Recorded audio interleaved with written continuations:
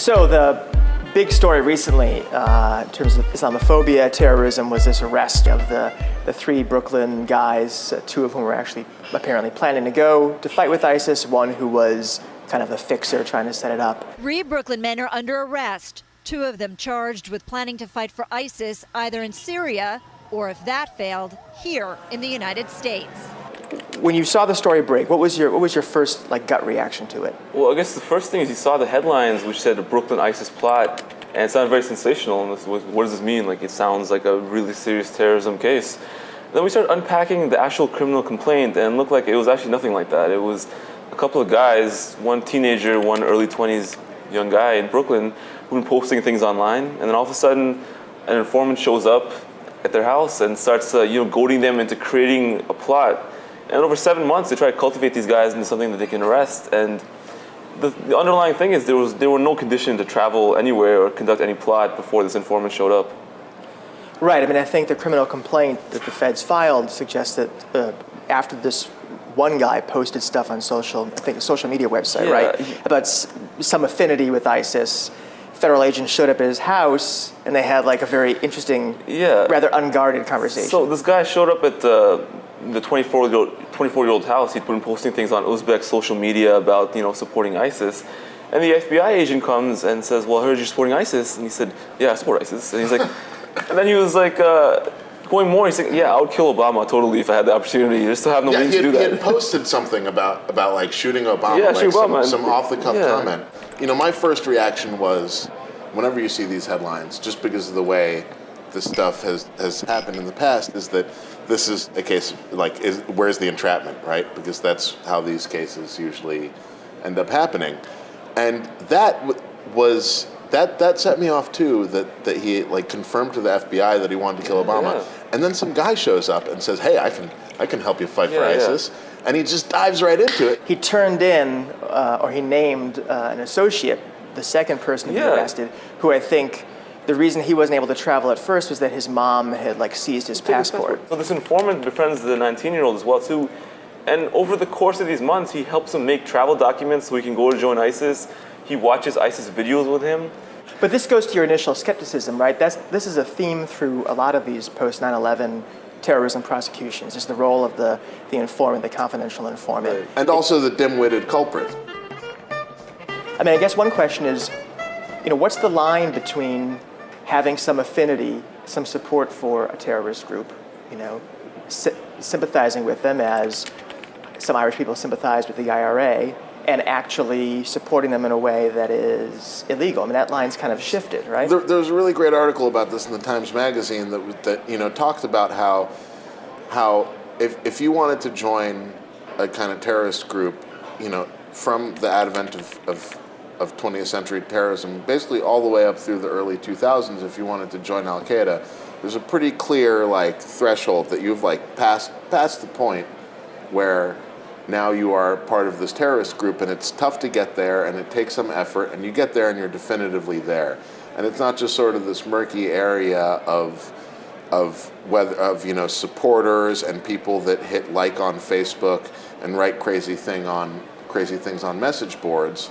And now, because of the way the internet has showed up on this jihadi scene, and especially the way ISIS is such a smash hit on the internet, their propaganda videos and their web presence, and we've seen other groups do it. As, Shabab, the Somalian terrorist group, with their Twitter account, famously trolls everybody on Twitter. But nobody's quite done it like ISIS, the way they have this incredible online appeal, and that's partly because of the very, I hesitate to say splashy because it's pretty horrific, but the splashy things that they do, making YouTube videos of cutting people's heads off and burning them alive. And then, so they get all this attention, and it's just so easy to hit that like button or to toss off some sentence, and then next thing you know, you're a member of ISIS. It's just, so that this online communities that are being raised, it really blurs the line of who are the people who are just kind of these dim-witted or not, or mentally unstable people, young people who are looking for direction, who latch onto these things, versus the actual members of the group who are dangerous. And I think that a few of these examples we're talking about are kind of, you know, as Murtaza said before, you see them in the headlines as this is an ISIS plot, but it's not always so clear that that's what was going on. When you're talking about, you know, Islamophobia, terrorism, the media's role in covering it is something that I know we've all looked at. Do you think that that has evolved at all over the years? We had September 11th and the initial furor, and then, you know, a lot of plots, a lot of different sort of cycles of fear since then. Is the media any better at covering this stuff now than they used to be? Is it wrong to talk about the media en masse when we're discussing this? I think generally they've become slightly more nuanced since 9/11 because that was just the original event. They didn't know what to make of this at all. And I think that for the most part, of course you cannot talk about the media en masse and there's still outliers, but they don't reflexively attribute everything to Muslims or Islam per se. I don't know if you have a different perspective. That's how I mean, I think that you can talk about certainly like right of center media, which includes some of, you know, this broad category of mainstream media is pretty much down the line has gotten more and more Islamophobic. And, you know, it actually has taken some time to gain steam, and I think in part because George W. Bush, for as terrible as he was, actually was all right on this, right? He said that, like, this is not a war against Islam. And it tempered things, and it took a while for these things to gain steam. I mean, the hardcore Islamophobes were always there. You know, a lot of them came out of the pro-Israel right, which has sort of an institutional Islamophobia, but they weren't necessarily like persistently there in the media. The Fox News people weren't well versed enough that at every turn they would latch onto this stuff, and that's become the case where like what used to be a few fringe right-wing Islamophobic blogs have their like talking points are all over Fox News on prime time, you know, the most watched cable news network. Right. And so I think you do see a lot of that, but I think Murtaza is right that in general, when you talk about the media at large, there is a lot more nuance and people are more careful about it, but it still exists, and I do think within those parts of the media, it's been a very strongly developed niche, which is like all about that now. Yeah. Whereas everyone else is kind of like, you know, temper things a little bit. But yeah, Fox News has like become totally like, I guess they were always a bit unhinged, but now. Well, do they still use Islamofascism as a term, or has that lost some Yes, cachet? do certainly. Right. And like, you know, the crazies like this guy. Steve Emerson, this fraud of a terrorism expert who they had on, who said that non-Muslims aren't allowed to go into Birmingham, England, and, you know, had to apologize, and Fox apologized for it too. Like, and that's another thing. Like, people get called out for it. It's sort of remarkable that some right-wing pundit apologized. Like, and that happens because there's this other sort of more reasonable, more centrist and liberal media that will call BS on that. In terms of recent coverage, either of the Brooklyn arrests or other stuff, what sort of stands out in your mind as the low point of journalism? For me, around the Brooklyn case, it was the kind of inevitable New York Post editorial about how this kind of ratifies and justifies they called it the Muslim mapping program that the NYPD did. That, you know, if you go and photograph mosques and delis and stuff to know where they are going to be able to stop them. And to me, it didn't really follow logically, because if the Brooklyn guys were serious, and there's some doubt about that, you know, they made their intentions clear in social media and in a pretty easy interview with an FBI agent. Yeah. And if they weren't serious, then it doesn't prove anything. So for me, the kind of low light was I kind of think that was just an excuse for those NYPD guys to go and eat like delicious Uzbek kebabs. In that would be understandable. You know, yeah. I guess it's the reflexive credulity which is offered to these cases. Like, they haven't developed the skepticism reflectively, which maybe we have from looking at every case, and they have no incentive to do it. So, I mean, like, when you first saw it was on national news, NBC, everywhere, Brooklyn ISIS plot. It was like, oh my God, this is like sum of all fears right now. And like within a very little cursory analysis of it, it all fell apart.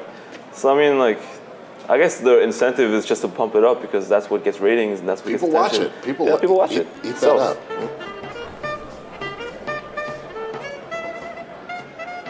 So, talking about the media and covering Islamophobia and terrorism, worst headline, craziest thing, worst speech you've seen in the past 2 or 3 weeks? Well, with the Brooklyn ISIS thing, we had this other thing in the past couple of weeks that was Benjamin Netanyahu, the Israeli prime minister, came to give this speech to Congress about basically how we should be attacking Iran. And in it, he compared ISIS and Iran. One calls itself the Islamic Republic. The other calls itself the Islamic State. Both want to impose a militant Islamic empire, first on the region and then on the entire world. Which will, come as a big surprise to the Iranians who are on the ground in Iraq fighting against ISIS. They're mortal enemies. Iran is a Shia Muslim country, and ISIS is a Sunni Muslim extremist group, and they cut off the heads of Shia. So, Right. I mean, the comparison is like totally ridiculous on its face, and it just goes to show how, even at like the very heights of our political system and the hallowed halls of Congress, how like messed up the way we talk about these things uncritically can be. What's your least favorite? A few weeks ago, there's a story of these British girls, 16-year-olds, who went and traveled to join ISIS. And there's something about women and Islamic extremism which seems to push all the most sensational buttons. There was a British newspaper, the headline was like in pink, Secret Life of a Caliphate, like E-T-T-E. Oh, Jesus.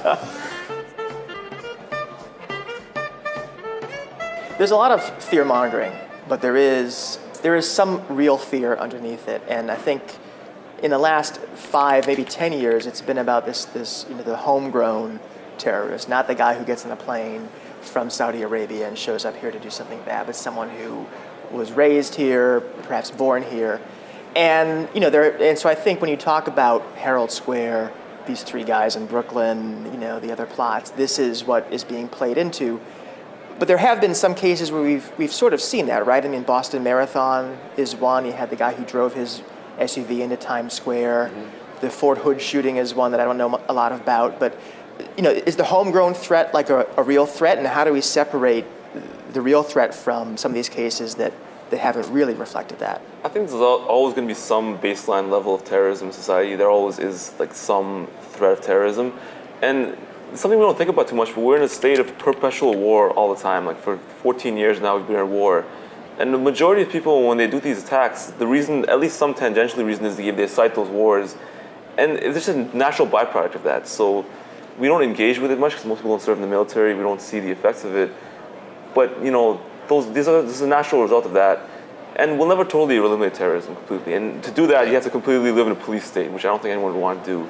So I think that we should have a sane, healthy sort of, estimation of what the threat is, which on rational analysis is not that great. And even these homegrown guys, mostly buffoonish, a lot of times informant involved, trying to drum it up. And once in a while, there are legitimate things which, security services have tools to deal with.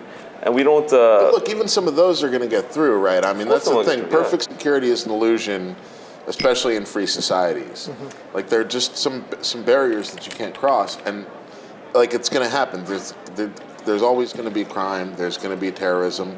And you do what you can with these law enforcement tools to try and stop these things. And we have a healthy view of murders in America. We just sort of this is the level we live with it. It's not real good. Well, we try to do it. Healthy. I mean, they're like. But I mean, there are things that we could do about it, but we don't. Right, but I mean, in general, it's not this hysteria. Right, hysteria. So. What is homegrown terror? What does that mean? What does it mean to be homegrown? I would say terrorism which has not been directed by an organization based abroad, and the idea for it was, generated here. So people who, like the Boston Marathon guys, there's no indication that they were directed by any group like Al-Qaeda or anything else. It was something they cooked up in their living room or in their bedroom. So I think that's a fair definition of homegrown, even if it was inspired to some degree by events elsewhere. Yeah, and I mean, and this is part of the diffuse world of that includes the internet, right? Like, it's easy enough to go and read something on the internet that makes you say, we should blow up this bomb at the Boston Marathon, and then you go to another website and you find instructions for making a pressure cooker into a bomb filled with ball bearings and nails. Right. And then you go do it. And so I think that's pretty right. I mean, it's like, another word that gets used a lot is the lone wolf terrorist. Right. Like, it's kind of the same thing. And I think that really speaks to the what we were saying before, that it's just that it's going to be impossible to stop all of them. It's just not going to happen, because as long as you've got a free society, people are going to have access to this information. People are going to be inspired to do really messed up things, and people are going to have the means to acquire the knowledge to do them. And I think that's part of, getting back to where we started with the Brooklyn ISIS plot. I mean, that's part of what's so enraging about the way this plot was blown up in the headlines, is that these were two guys who really didn't have couldn't put the pieces together, right? Like, it still requires some effort, and it's something that they can do on their own, but they weren't able to put those pieces together and act in any way, and they straight up told the FBI that. Right, like, if you really wanted to make an attempt on Obama's life, but these guys were just saying it with no idea how they were going to get there, or really even any evidence that they were that they were even really thinking seriously about it. It's got to go down in that FBI agent's whole life history as the greatest and easiest interview he's ever had. Funniest thing to me, he had to come back 3 days later just to confirm, did you really say that? Like, are you sure? Like, and what's maddening too is that those guys didn't kill anybody and probably could never have killed anybody, even if they made it to Syria.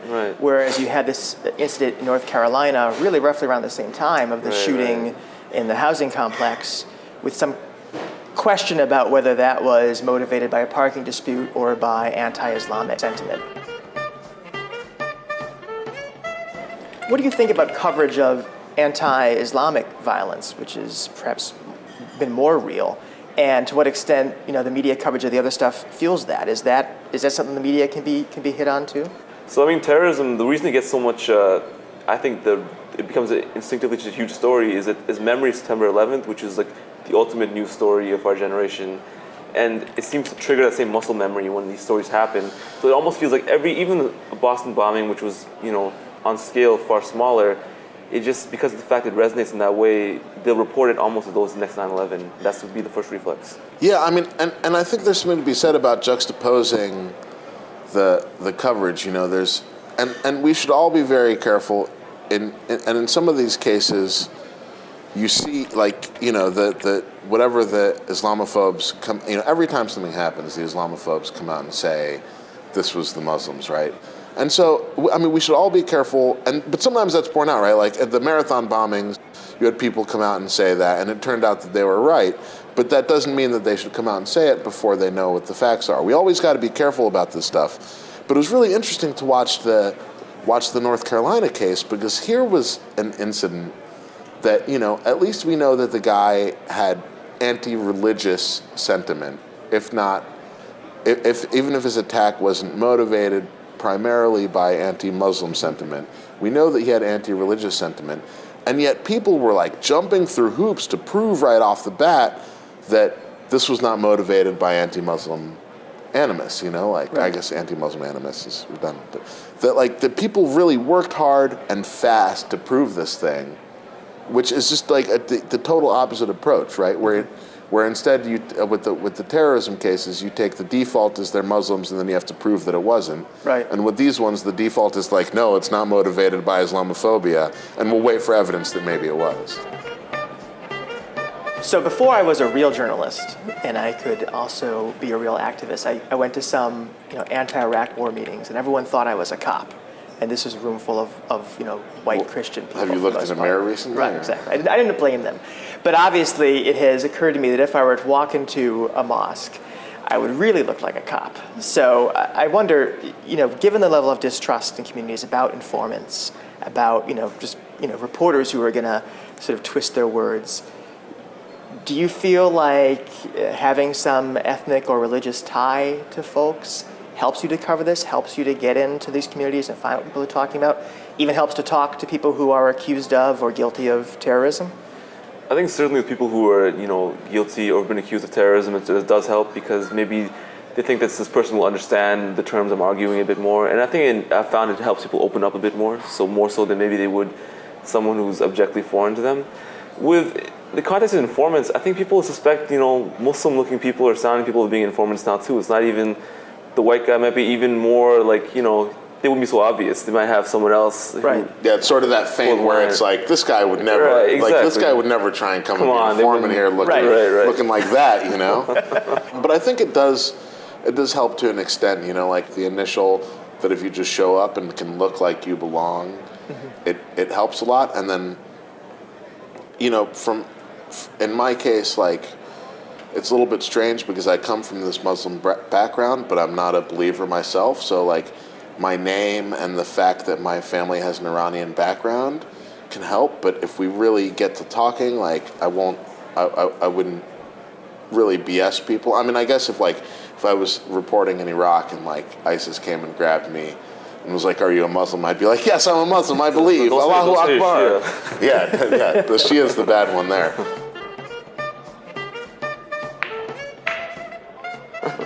So this is not an abstract issue for any of us, but especially for, there's a huge Arab Muslim community maybe a couple miles from here.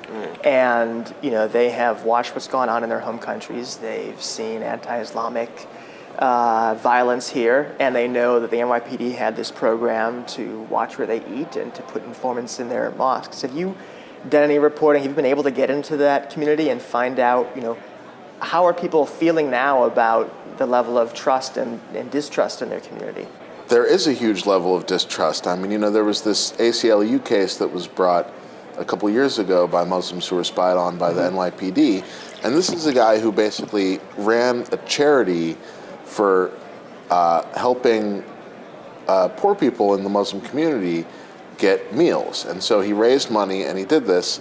And there was actually an NYPD informant who followed him from one charity, which he was at, and then they found out that there were police surveilling them.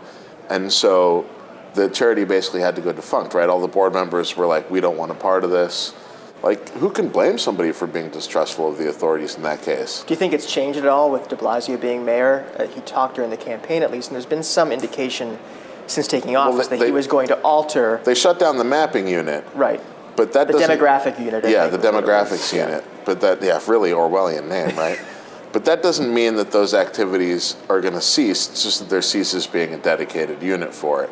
I mean, part of the problem is the NYPD is such an island unto itself that they, and like we've seen this with the sort of anti-police brutality issue that's come up with Ferguson and Eric Gardner and all these things. These guys are not afraid to assert their turf and to take on a mayor.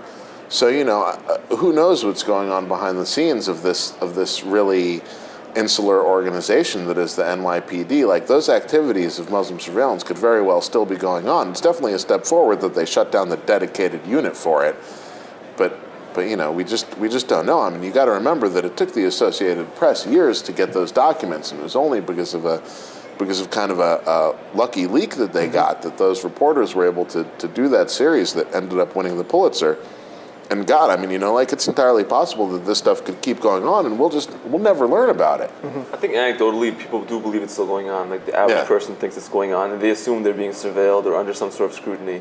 And even if theoretically it has stopped, which there's no indication it has really, it takes a long time for institutional distrust to be melded over. It takes generations. So right. I think the average person does believe that they're under surveillance, and there's negative effects of that. Curious, do you feel like you're under surveillance? I mean, I worked on the Snowden documents, and I guess I'm a Muslim journalist working on these stories, so I assume that I am surveilled, so I encrypt my emails, do all these things. I'd be very surprised if I wasn't, but I guess it's possible I'm not. But, are you wearing a disguise right now? Yeah, underneath here is my real face, actually. Okay. So what do we do to counter the mistakes we've made and the real sentiments that are out there? I think you might have written about this, that something we need to have is an outlet for people to express what they're feeling without it being threatening, so that they don't have to resort to a kind of ham-handed plot to go to Syria and fight with ISIS. If you were making policy around this on the city or federal level, how do you prevent radicalization? How do we fight ISIS either here or overseas? I'm glad I'm not a policymaker because I usually don't have to come up with these things. But if I can speak in really general terms, I mean, look, I'm an American liberal, and I think that American liberalism, like when those values are applied properly, a lot of these problems take care of themselves. I mean, and I think that things like spying on communities just for being Muslim is a violation of those values. And I think that when you do apply those values, it gives people faith in the system, and that's the sort of, I mean, this might be a little bit too in the clouds, I don't know, but But like the ideas there prevail and they win. I mean, clearly I think they won because I believe them. And so I think that you got to like stay true to that stuff throughout. In kind of every policy decision that you make, you got to think, how does this go with the broad values that we're trying to put on people? It's never going to be perfect security. It's not going to happen. There's always going to be bad people who do bad things, but you have to work the system so that you can try and make the system work. Yeah, I totally agree. And like people, if you have a system which is confident and strong, the vast majority of people will acclimatize to that. Whatever grievances they have can be accommodated by it. And if someone is expressing views, like people need to blow off steam sometimes, especially young people, that's not a security threat in and of itself unless you make it into one necessarily. So I think that I'm actually confident the way things are going now, more so than it was before. And I think that Obama is pursuing policies which are potentially constructive. And I know it's not easy to make policies, as you pointed out, but I think that people don't have to. Glad we just get to criticize all the time. Right. It's a lot easier. It's much easier, yeah. Doesn't pay as well, though. No, not yet. Okay, so let's play a little word association game. I'm going to throw out words to each of you. You have 2 seconds to say what first comes to mind. If you fail to do that, you got to drink your drink.